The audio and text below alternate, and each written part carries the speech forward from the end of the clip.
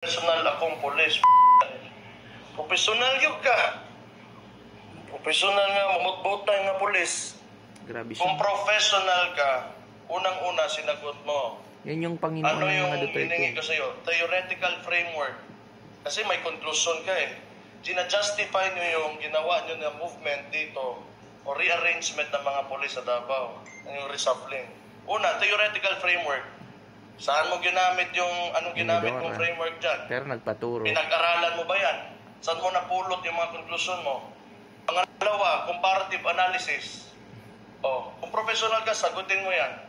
Pag-aralan mo yung trend. Ikaw nga madaming alam pero hindi ka professional, di ba? Sabihin mo sa akin. Case study. Sabihin mo sa akin. Meron na ba nangyaring ganito? Kasi to prove yung ginagawa mo is really justified. Show me. Ano na to? Professional ka to? Baga to? Kung dili ka professional, hilom na diha.